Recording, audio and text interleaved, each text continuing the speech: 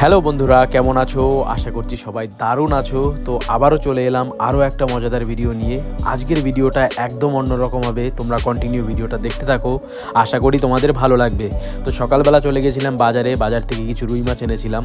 তো এরপর মাছের ঝোল করার জন্য মশলা করছিলাম। এই যে দেখো, মশলার কালারটা দেখো কত সুন্দর হয়েছে। তো তারপর বাইরে উনুনের মা রান্না করছিল আর কি, যেহেতু আমাদের গ্যাসটা আনা হচ্ছে না, যে একটা কারণবশত, সেই কারণেই বাইরে রান্না করা হচ্ছে।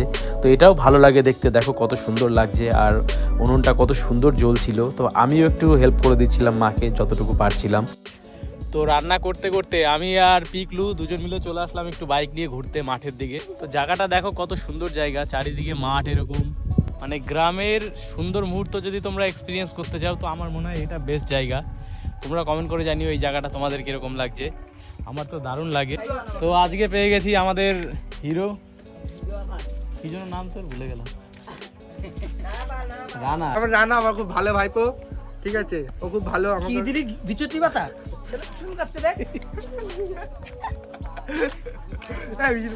তো মাঝে মধ্যে এরকম সবার সাথে একটু মজা করা হয়। তো বাড়ি ফিরে স্নান করে দেখলাম যে মার রান্না কমপ্লিট হয়ে গেছে। তো আমি আমার খাবারটা বেড়ে নিয়েছিলাম। এই যে দেখো, মাছের ঝোল, চাটনি আর মাছের তেল ভাজা।